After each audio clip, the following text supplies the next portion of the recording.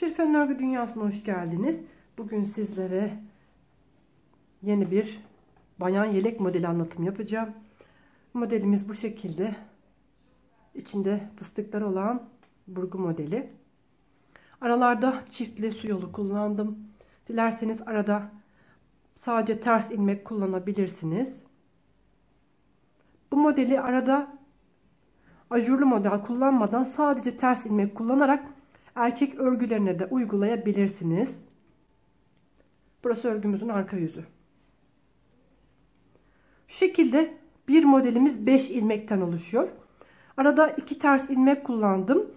4 ilmek ajurlu modelim. Tekrar 2 ilmek ters ilmek kullandım. Aradaki ters ilmeklerle birlikte ara modelimiz 8 ilmekten oluşuyor. 5 ilmekte modelimiz. Şu şekilde bir model 13 ilmekten oluşuyor. 13 şeklinde 13'ün katlarını ayarlayarak hesaplamanız gerekiyor.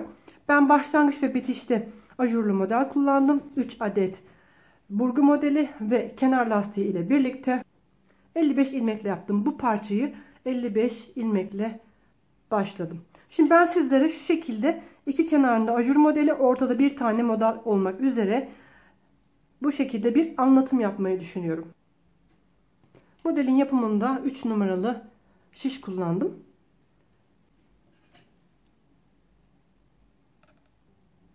İki kenarda ajur, ortada model şeklinde 21 ilmeğimi hazırladım. Örgüme başlıyorum. Burası örgümün ilk sırası. Örgümün ön yüzündeyim. Başlangıçtaki 2 ilmeğimi ters olarak örüyorum. Ajurlu modeli uygularken ilk 2 ilmeğimi birlikte düz örerek kesiyorum. Bir tane ilmek artırıyorum. Sonraki 2 ilmeğimi düz örüyorum. Burası aradaki çiftli ajurlu model. Tekrar arada 2 tane ilmeğimi ters olarak örüyorum. Ara modelimi tamamlamış oluyorum. Modelim 1 2 ilmek düz, 1 ilmek ters ve tekrar 2 ilmek düz olmak üzere 5 ilmekten oluşuyor.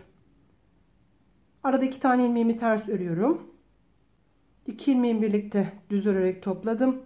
1 ilmek artırdım ve sonraki 2 ilmeğimi düz ördüm. 2 ilmeğimi ters örerek ön yüzde modelimi kurmuş oldum. Örgümün ikinci sırasındayım, arka yüzdeyim. Başlangıçtaki 2 ilmeğimi düz olarak ördüm. Ajurlu olan bölüme geldiğim zaman ilk 2 ilmeğimi ters örerek birlikte topluyorum. Bir kez ipimi şişime dolayarak artırma yapıyorum. Sonraki 2 ilmeğimi ters örüyorum. Arada 2 tane ilmeğimi düz ördüm. Ana modelimi ilmeklerimi aynen örerek devam ettiriyorum. 2 ters, 1 düz ve tekrar 2 ters şeklinde. Arada 2 tane ilmeğimi düz ördüm. Ajurlu modelde arka yüzde ve ön yüzde aynı işlem. İlk 2 ilmeği ön yüzde örüyorsak düz örerek kesiyoruz. Arka yüzde örüyorsak ters örerek kesiyoruz. 1 ilmek artırıyoruz. Sonraki 2 ilmeği ters örüyoruz. Bunu ön yüzde örerken düz örerek devam ettiriyoruz. Örgümün ön yüzündeyim. 3. sırasındayım. Başlangıçtaki 2 ilmeğimi ters olarak ördüm. Ajurlu modelime geçince ilk 2 ilmeği birlikte düz örerek topladım. 1 ilmek artırdım. Sonraki 2 ilmeğimi düz olarak ördüm. Arada 2 tane ters ilmeğimi ördüm. Burası ara modelimiz. Örneğime geçtiğim zaman 2 ilmeğimi düz olarak örüyorum. Ortadaki ters ilmeğime gelince burada ilmek artışı yapmam lazım. Ters ilmeğin bir alt sırasına giriyorum.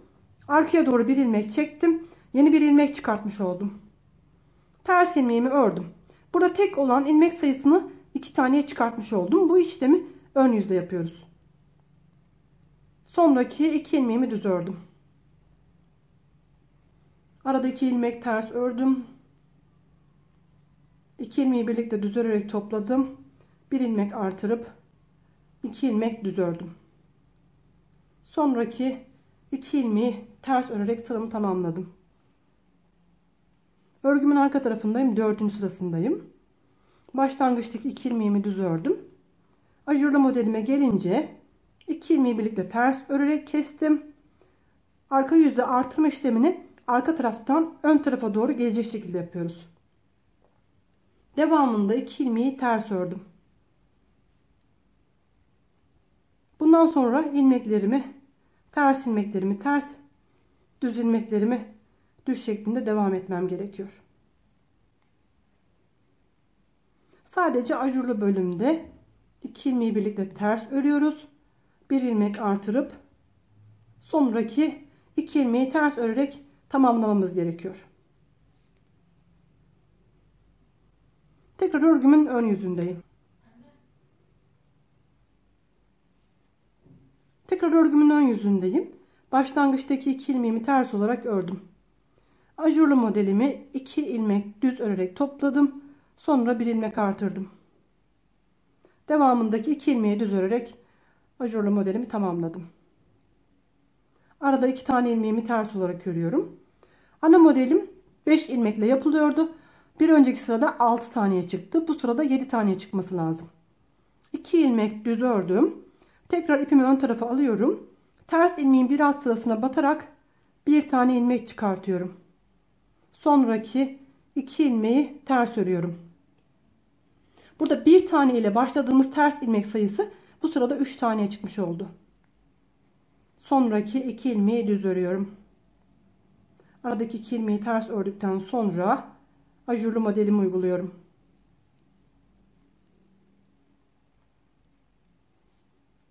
Tekrar örgümün arka yüzündeyim. Başlangıçtaki 2 ilmeği düz ördüm. 2 ilmeği ters örerek topluyorum. Bir ilmek artırıp sonraki 2 ilmeği ters örüyorum. Ajurlu modelin ara bölümünde kalan ilmekleri aynen oldukları gibi örüyorum.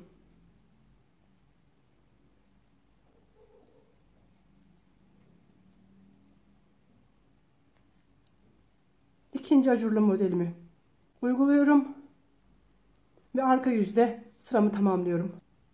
Örgümün tekrar ön yüzündeyim. Başlangıçtaki 2 ilmeğimi ters olarak örüyorum. Ajurlu bölüme geldiğim zaman 2 ilmeği birlikte düz örerek topladım. Bir ilmek artırıp 2 ilmeği düz olarak ördüm. Arada tekrar 2 ilmeğimi ters olarak örüyorum. Modelime gelince 2 ilmek düz ördüm. Ters ilmeğe gelince ipimi ön tarafa alıyorum. Ters ilmeğin bir alt sırasına batıyorum. Buradan bir ilmek çekiyorum. Yani yeni bir ilmek çıkartmış oluyorum. Sonraki 3 ilmeğimi ters örüyorum. Burada ilmek sayısı, ters ilmek sayısı 4 taneye çıkmış oldu. Sonraki 2 ilmeğimi düz, 2 ilmeğimi ters örerek ajurlu modelime geçiyorum.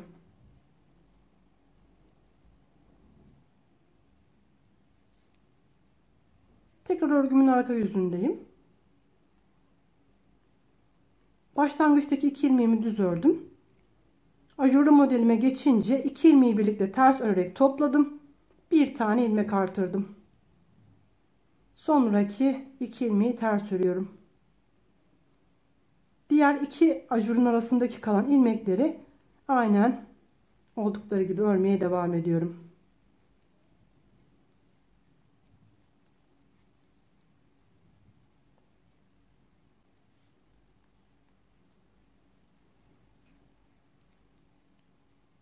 Ajurlu bölümü her sırada aynı yapıldığı için her detayıyla vermek istemiyorum. Anlaşılmıştır diye umuyorum. Bu yüzden hızlıca geçiyorum. Çok vaktinizi almak istemiyorum. Tekrar ön yüzdeyim. 2 ilmek ters ördüm. 2 ilmeği birlikte düz örerek topladım. Bir ilmek artırıp 2 ilmeğimi düz ördüm. Aradaki 2 tane ilmeği ters örerek ara modelimi tamamlamış oldum. Modelime geçince 2 ilmeğimi düz olarak örüyorum. Burada aradaki ters sayısı 5 tane oldu. Bunu 4 tane oldu. 5'e çıkartmam lazım. İpimi ön tarafa aldım. İlk ters ilmeğimin bir alt sırasına batıyorum. Buradan yeni bir ilmek çekiyorum. Sonraki 4 ilmeğimi ters olarak örüyorum. Böylece buradaki ters ilmek sayısı 5 taneye çıkmış oldu. Sonraki 2 ilmeğimi düz ördüm. Aradaki 2 ilmeğimi ters ördükten sonra ajurlu modelimi uyguluyorum.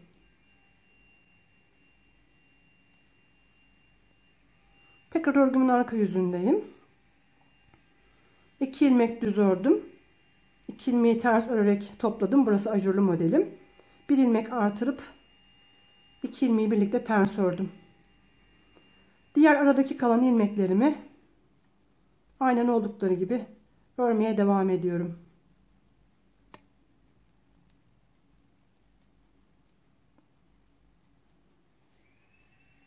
Tekrar örgümün ön yüzündeyim. Başlangıçtaki 2 ilmeğimi ters olarak ördüm. 2 ilmeğimi birlikte düz örerek topladım.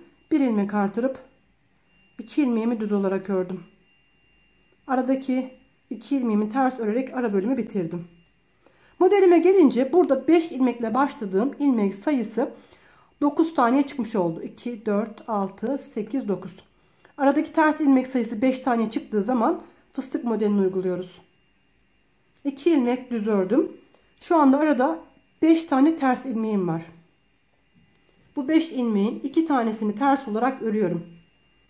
Sonra burada ilk başlangıçta artırmaya başladığımız sıramız var. Bakın burada ilk sıraya batıyorum. Arkadan ipimi çekerek uzatıyorum. Burada ilmeğin boyunu kısa tutmayın, örgünüzü toparlar. 1 ilmek şişime doladım. Aynı yere batıyorum. İkinci ilmeğimi çıkarttım. 1 ilmek şişime doladım. Aynı yerden 3. ilmeğimi çıkarttım. Şişime ipimi doladım. Aynı yerden 4. ilmeğimi çıkarttım. Şişime ipime doladım. Aynı yerden tam 5 tane ilmek çıkartmış oldum. Bu 5 ilmeği arkasındaki kalan ters ilmekle toplamamız lazım. Şöyle göstereyim. Bu 5 ilmeği tekrar şişimizi geriye alıyoruz. Burada 2 ters ilmek kalmasına dikkat edin. Bu 5 çıkartmış olduğumuz ilmeği arkasındaki ters ilmekle birlikte şöyle göstereyim, aklınız karışmasın. Burada bir ilmeği dahil ederek çıkartmış olduğumuz ilmekleri topluyoruz. Devamında kalan 2 ilmeğimi ters örüyorum. Şu anda tekrar şişimizde 5 adet ters ilmeğimiz kalmış oldu. 2 adet düz ilmeğimi ördüm. Aradaki ters ilmeklerimi örerek ajurlu modelimi uyguluyorum.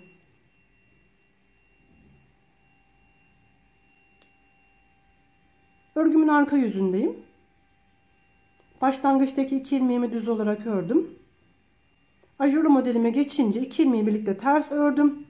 1 ilmek artırıp 2 ilmeğimi ters örüyorum. Arada 2 tane ilmeğimi düz ördüm. Şimdi burada modelimize geldik. 2 ters ilmeğimi ördükten sonra bir taneden 5 taneye çıkartmış olduğumuz ilmeklerimiz var. Bu düz ilmekleri 1, 2, 3, 4 ve 5 ilmeği birlikte düz örerek topluyoruz. Ve tekrar başlangıç sayısına geri gelmiş oluyoruz. Sonraki 2 ilmeğimi ters olarak ördüm. 2 ilmeğimi düz örüyorum. Ajurlu modelimi uyguluyorum.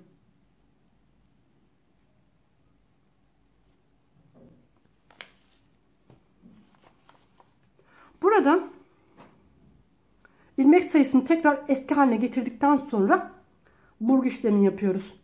Tekrar örgümün ön yüzündeyim. Başlangıçtaki 2 ilmeğimi ters olarak ördüm. 2 ilmeğimi birlikte düz örerek topladım. 1 ilmek artırıp 2 ilmeğimi düz örüyorum. Aradaki 2 ilmeğimi ters ördüm. Modelimi oluşturan 5 ilmeğe gelince bu sondaki 2 ilmeği örgünün başına geçirmem lazım. 5 ilmeğimi de şişimden çıkartıyorum. Baştaki 1, 2, 3 ilmeği şişime aldım. Sondaki 2 ilmeği de ön taraftan şişime alıyorum. Ve bu sondaki 2 ilmeği şişimin başına geçiriyorum. Tekrar modelimi bu sırada aynı zamanda örgünün ilk başlangıcındaki işlemlere geri dönmüş oluyoruz. Hem burgu işlemi yapıyoruz hem de ikinci modelin açılımına başlıyoruz. 2 ilmek düz ördüm. 3. ilmeğimi ters. Tekrar 2 ilmek düz olarak ördüm. Sonraki 2 ilmeğimi ters. Burada başlangıçta burgu işlemi yapmadan direkt modelimize başlıyoruz. Bundan sonrasında her modelin bitişinde burgu işlemini yaparken ikinci modelinde açılımına başlamış oluyoruz. Ajurlu modelimi uygulayarak sıramı tamamladım. Tekrar arka yüzdeyim. 2 ilmek düz ördüm. 2 ilmeği birlikte ters örerek kestim. 1 ilmek artırdım. 2 ilmek ters örerek diğer ilmeklerimi aynen oldukları gibi örüyorum.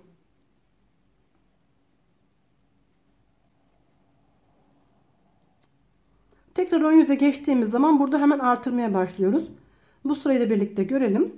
2 ilmeği ters ördüm. 2 ilmeği birlikte düz örerek topladım. 1 ilmek artırıyorum.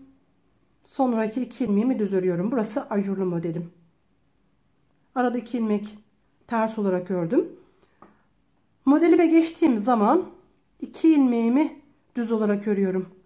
Ters ilmeğime gelince ipimi ön tarafa alıyorum. Ters ilmeğin bir alt sırasına batıyorum. İpimi çekerek bir ilmek oluşturuyorum. Sonra ters ilmeğin kendisini örüyorum. Devamındaki 2 ilmeği düz örerek bu şekilde yeni modelin açılımına başlamış oluyorum.